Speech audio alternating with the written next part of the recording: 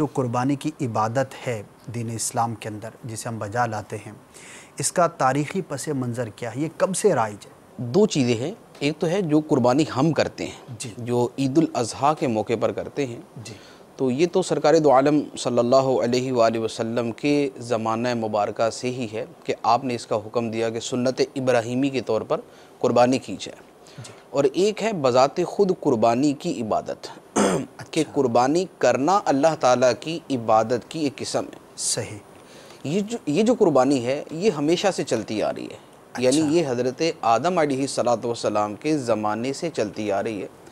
قرآن پاک کے اندر اللہ تبارک و تعالی نے ارشاد فرمایا وَلِكُلِّ أُمَّةٍ جَعَلْنَا مَنْسَكًا، اور ہم نے ہر امت کے لیے قربانی رکھی، یعنی قربانی کی عبادت جو ہے یہ ہر صحیح، امت کے اندر ہی ہے۔ صحیح، تو اب ہر امت میں قربانی کی عبادت ہے، تو آدم علیہ السلام سے لے کر آج تک قربانی کا یہ سلسلہ چلتا آ رہا ہے۔ صحیح، اب اس کی ڈیٹیل میں جائے کہ مختلف جو ہمیں قوموں کے احوال کے اندر، ان کی سیرتوں کے اندر یا قرآن پاک کے اندر ہمیں جو تاریخ ملتی ہے اس سے بھی یہ پتہ چلتا ہے کہ بطور خاص قربانی ہمیشہ سے ہی چلتی آئی ہے۔ صحیح، جیسے قرآن پاک کے اندر حضرت آدم علیہ السلام کے دو بیٹوں کا تذکرہ ہے۔ جی ان دو بیٹوں کا تذکرہ جو قرآن پاک میں فرمایا گیا اس کے الفاظ مبارکہ یہ ہیں کہ وَاتْلُ عَلَيْهِمْ نَبَأَ بَنَيْ آدَمَ بِالْحَقِّ اذ قربا قربانا فتقبل من احدهما ولم يتقبل من الاخر۔ ارشاد فرمایا گیا کہ آپ لوگوں کے سامنے آدم علیہ السلام کے دو بیٹوں کا واقعہ بیان کریں۔ اب وہ دو بیٹوں کا واقعہ کیا ہے؟ فرمایا کہ اذ قربا قربانا، جب ان دونوں نے قربانیاں پیش کی، فتقبل من احدهما ولم يتقبل من الاخر، ایک کی قربانی کو اللہ تعالیٰ نے قبول کر لیا اور دوسرے کی قربانی قبول نہیں کی گئی۔ صحیح، تو اب آدم علیہ السلام کے دو بیٹوں کا واقعہ، حابیل اور قابیل کا، دونوں میں ایک معاملے کے اندر جھگڑا ہوا۔ اب ان میں حق پر کون ہے، کسے وہ حق ملنا چاہیے، اس کے لیے فرمایا گیا کہ قربانیاں پیش کریں۔ دونوں نے جانوروں کو ذبح کیا اور جانور ذبح کر کے انہوں نے پہاڑ کے اوپر رکھ دیے۔ ایک کی قربانی کو قبول کر لیا گیا کہ آسمان سے آگ آئی اور قربانی کو کھا گئی، اور دوسری کی قربانی کو ویسے ہی چھوڑ دیا گیا۔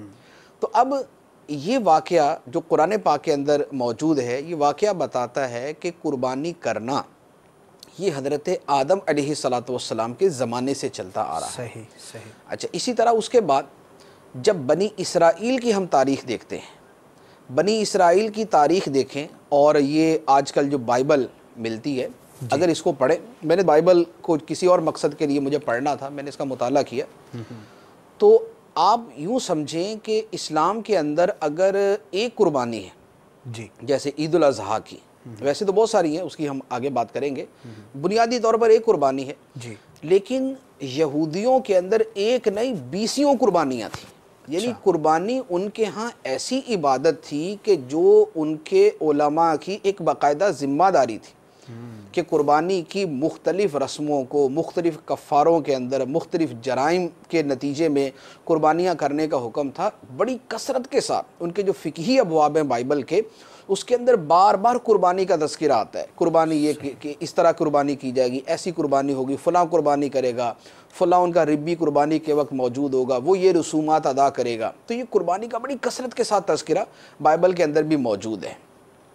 اچھا، تیسرے نمبر پہ حضرت ابراہیم علیہ السلام، آپ کا زمانہ بنی اسرائیل سے پہلے کا، ابراہیم علیہ السلام پہلے، بنی اسرائیل بعد میں۔ صحیح، اللہ تبارک و تعالی نے جب حضرت ابراہیم علیہ السلام کو حج کا اعلان کرنے کا فرمایا، تو حج کے اس اعلان کے ساتھ قربانی کا تذکرہ بھی موجود ہے۔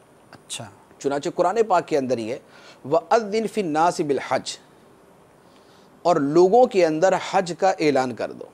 اب اس کے بعد فرمایا کہ یَأْتُونَکَ رِجَالًا وَعَلَىٰ كُلِّ ضَامِرٍ یَأْتُونَکَ مِنْ كُلِّ فَجٍّ عَمِیقٍ، وہ پیدل بھی حج کے لیے آئیں گے، وہ اونٹنیوں پر، دبلی اونٹنیوں پر بیٹھ کر بھی آئیں گے۔ اب اس کے بعد آگے جو بیان فرمایا گیا وہ فرمایا کہ یذکر اسم اللہ علی ما رزقہم من بہیمۃ الانعام، تاکہ وہ آئیں اور جو جانور انہیں اللہ نے عطا فرمائے ہیں ان پہ اللہ کا نام لیں، یعنی تکبیر پڑھیں، ذبح کریں۔ تو حج کے ساتھ ہی قربانی کا تذکرہ یہ گویا اس وقت سے موجود ہے جب حضرت ابراہیم علیہ السلام نے حج کا اعلان کیا تھا. تو حج اور قربانی یہ تب سے چلتے آ رہے ہیں. حج اور قربانی یہ شروع سے چلتے آ رہے ہیں. پھر اس کے بعد جو اسلام کے اندر قربانیوں کا تذکرہ ہے وہ تو جیسے عید الاضحیٰ کی بھی قربانی ہے. اس کے علاوہ حج کے موقع پر جو ہم مختلف قربانیاں کرتے ہیں تو یہ ہمارے دین کے اندر موجود ہے. تو ان چیزوں سے مجموعی طور پر یہ پتہ چلتا ہے، یعنی قرآن پاک کی آیات سے بھی، اور اس کے علاوہ جو ہے وہ بائبل، تورات، انجیل سے بھی، اور اس کے علاوہ جو تاریخ کا ہم مطالعہ کرتے ہیں اس سے پتہ چلتا ہے کہ قربانی کی عبادت بہت قدیم ہے. اتنی قدیم ہے کہ یہ ہر امت کے اندر یہ موجود ہے. جیسے کہ اللہ تبارک و تعالیٰ نے قرآن پاک کے اندر بھی فرمایا کہ ہم نے ہر امت کے لیے قربانی رکھی ہے. تو ہر امت کے اندر ہی قربانی کی عبادت چلتی ہے. ماشاءاللہ ماشاءاللہ. صلو علی الحبیب صلی اللہ تعالی علی محمد. مجھے اپنی اور ساری دنیا کے لوگوں کی اصلاح کی کوشش کرنی ہے انشاءاللہ.